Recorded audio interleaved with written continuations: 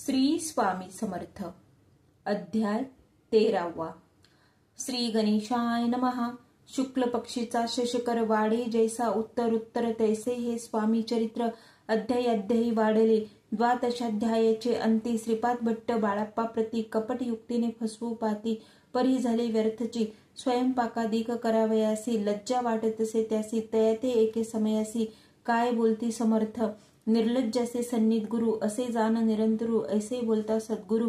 बाळाप्पा मनी समजला सेवेकऱ्यां माझी वरिष्ठ सुंदराबाई होती तेथे. तिने सेवेकऱ्यांचा नित्य त्रास द्यावा व्यर्थची. नाना प्रकार बोलून करी सर्वांचा अपमान. परी बाळाप्पावरी पूर्ण विश्वास होता तियेचा. परी कोणी एके दिवशी मध्यरात्रीच्या समयासी लघु शंका लागता स्वामीसी बाळाप्पा ते उठविले. तैपासून बाळाप्पासी त्रास देत अहर्दिशी गाराने सांगता समर्थांसी बाई ते शब्दे ताडिती. अक्कलकोटी श्री समर्थ प्रथमता ज्याचे घरी येत तो चोळाप्पा विख्यात स्वामी भक्त जाहला. एक तप पर्यंत स्वामी सेवा तो करीत तयासी द्रव्यशा बहुत असे सांप्रत लागली. दिवाळीचा सण येता राजमंदिरा माझी समर्थ राहिले असता आनंदांत वर्तमान वर्तले. कोण्या भक्ती समर्थांसी अर्पिले होते चंद्रहारासी. सणानिमित्त त्या दिवशी अंगावरी घालावा. राणीची ये मनांत विचार येतात त्वरित सुंदराबाईसी बोलत चंद्रहार द्यावा की. सुंदराबाई बोलली तो आहे चोळाप्पा जवळी. असे ऐकता त्या काळी जमादार पाठविला.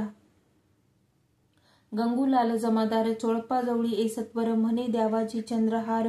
राणी साहेब मागती. चोळप्पा बोले तयासी हार नाही आम्हांपासी. बाळाप्पा ठेवितो तयासी तुम्ही सांगून घ्यावा की. ऐसे ऐकून उत्तर गंगूलाल जमादार बाळाप्पा जवळी येऊन सत्वर हार मागू लागला.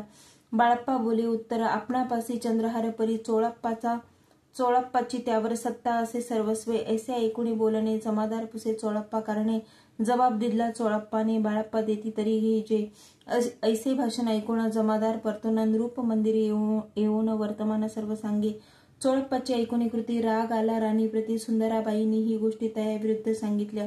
कारभार चोळप्पाचे करी जो होता आजवरी तो काढून त्यास दुरी करावे राणी म्हणत असे. असो एके अवसरी काय झाली नवलपरी बैसली समर्थांची स्वारी भक्त मंडळी वेष्टीत. एक वस्त्र तयावेळी पडले होते श्रींजवळी. तयाची करोनिया झोळी समर्थे करी घेतली. अल्लक शब्द उच्चारीला म्हणती भिक्षा द्या आम्हाला. तयावेळी सर्वत्राला आश्चर्य वाटले. झोळी घेतली समर्थे. काय असे होणे तेथे. जे जे दर्शना आले होते त्यांनी भिक्षा घातली. कोणी एक कोणी 2 रुपये टाकी ती आणून न लागता एक क्षण 100 गंती झाली. झोळी चोळप्पा ते देऊन समर्थ बोलले काय वचन. चोळप्पा तुझे फिटले ऋण स्वस्त आता असावे.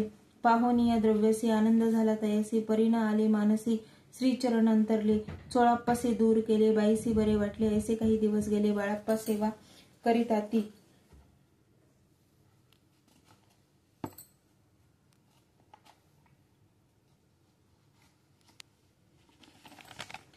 कोणी एके अवसरी सुंदराबाई बाळाप्पावरी रागावून दुष्टोत्तरी ताडण करी बहुसाळ. ते ऐकून बाळाप्पासी दुःख झाले मानसी. सोडून स्वामी चरणांसी म्हणती जावे येथून. आज्ञा समर्थांची घेऊन म्हणती जावे येथून. याकरिता दुसरे दिनी समर्थांजवळी पातले. तेव्हा एका सेवेकऱ्यास बोलले काय समर्थ. बाळाप्पा दर्शनास येत त्यासी आसन दाखवावे. बाळाप्पा येतात त्या स्थानी आसन दाविले सेवेकऱ्यांनी. तेव्हा समजले निजमनी आज्ञा आपणा मिळेना. कोठे मांडावे आसन विचार पडला त्यान लागून. तो त्याच रात्री स्वप्न बाळाप्पाने देखिले. श्री मारुतीचे मंदिर स्वप्नी आले सुंदर. तेथे जाऊन सत्वर आसन त्यांनी मांडिले.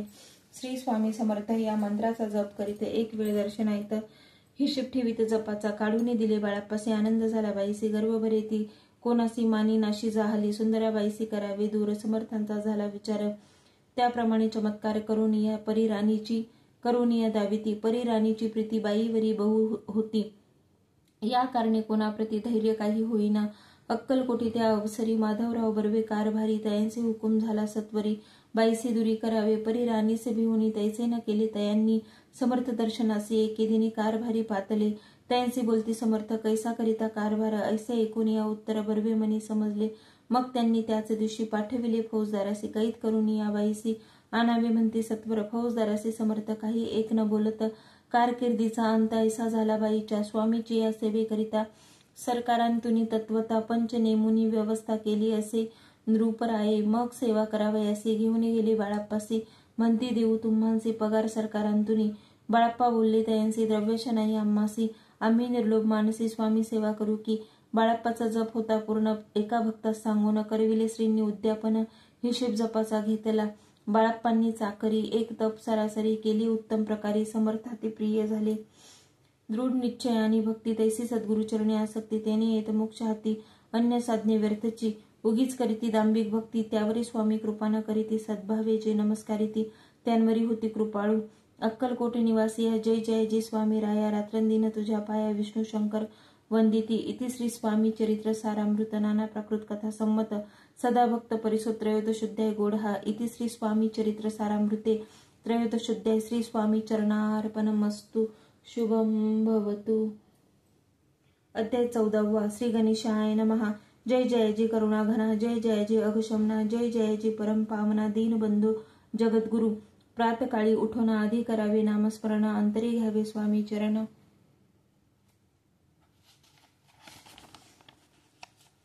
शुद्ध मन करोनी प्रातकर्मी आटपोनी. मग बैसावे आसनी. भक्ती धरोनी स्वामी चरणी पूजन करावे विधियुक्त. एकाग्र करोनी मन घालावे शुद्धोदक स्नान. सुगंध चंदन लावून सुवासिक कुसुमे अर्पावी. धूप दीप नैवेद्य फल तांबूल दक्षिणा शुद्ध अर्पावे. नाना खाद्य नैवेद्य कारणे स्वामींच्या. षोडशोपचारे पूजन करावे सद्भावे करून. धूप दीपारती अर्पून नमस्कार करावा. मग करावी प्रार्थना. जय जय जय अघरणा. परत्परा कैवल्य सज्ञा ब्रह्मानंदायती वर्या. जय जय जी पुराण पुरुषा. लोकपाला सर्वेशा. अनंत ब्रह्मांडाधीशा. वेदवंद्या जगद्गुरु. सुखधाम निवासिया. सर्व साक्षी करुणालया. भक्तजन ताराया. अनंत रूपे नटलासी. तू अग्नी तू पवन तू आकाश तू जीवन. तूची वसुंधरा पूर्ण. चंद्र सूर्य तूंच पै. तू विष्णू आणि शंकर तू विधाता तू इंद्र. अष्टदिक्पालादी समग्र तूंच रूपी नटलासी. करता आणि करविता तूंच हवी आणि होता. दाता आणि देवविता तूंच समर्था निश्चय.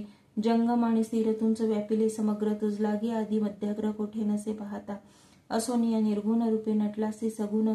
ज्ञाता आणि ज्ञान तूंच एक विश्वेशा. वेदांचाही तर्क सांचरे. शास्त्रांतेही नावरे. विष्णू शंकर एकसरे. कुंठित झाले सर्वही. मी केवळ अल्पमती करू केवी आपुली स्तुती. सहस्रमुखई निश्चिती. शिनला ख्याती वर्णिता. दृढ ठेविला चरणी माथा. रक्षावे मजसी समर्था.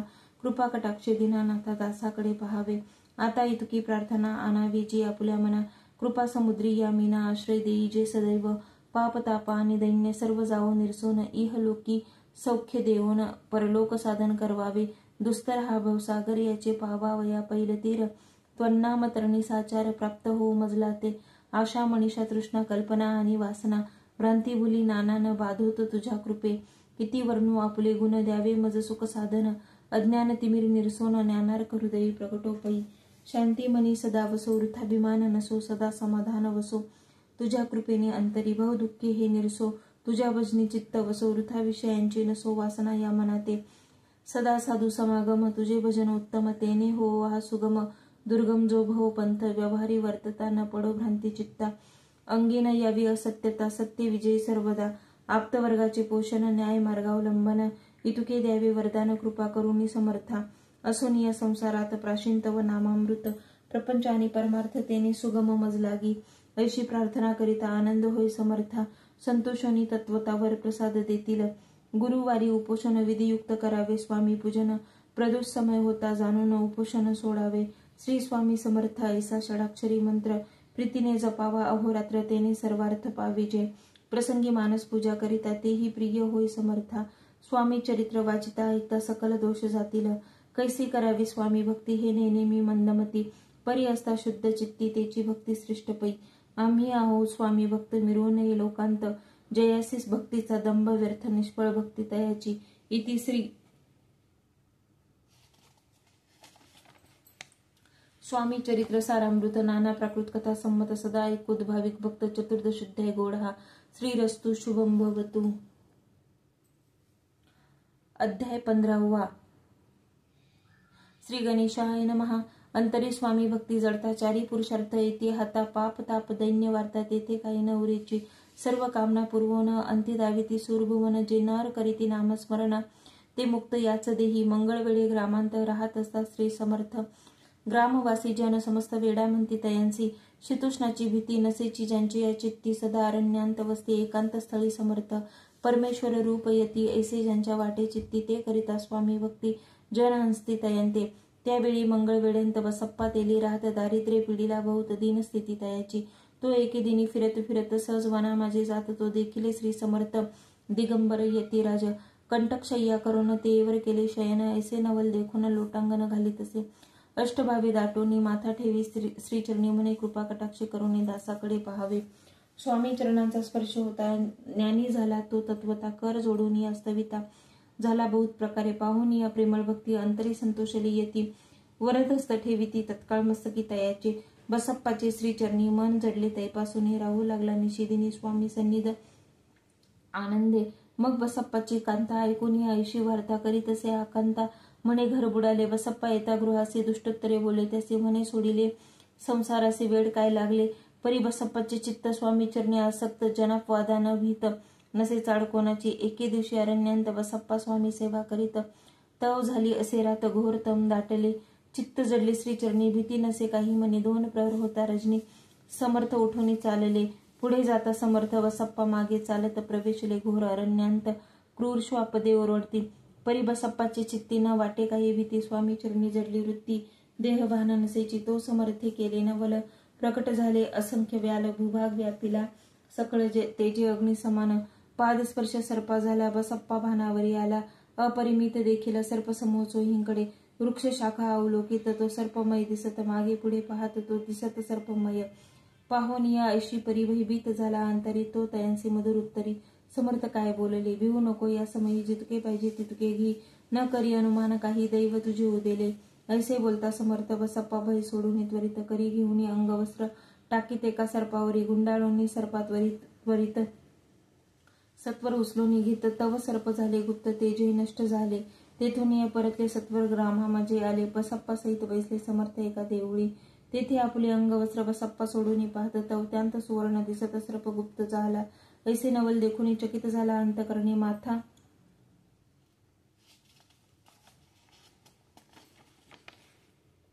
ठेवी स्वामी चरणी प्रेमाश्रू नैनी वाहती त्यासी बोलती यतीश्वर घरी जावीत वा सत्वर सुखे करावा संसार दारा पुत्रा पोषिजे असो तो बसप्पा भक्त संसार सुख उपभोगित रात्रंदिन श्री स्वामी समर्थ मंत्र जपे अत्यादरे. इति श्री स्वामी चरित्र सारामृत नाना प्राकृत कथा संमत सदा भावित परिसोत पंचदशोध्याय गोढा श्री स्वामी चरणार्पणमस्तु. श्रीरस्तु शुभं भवतु.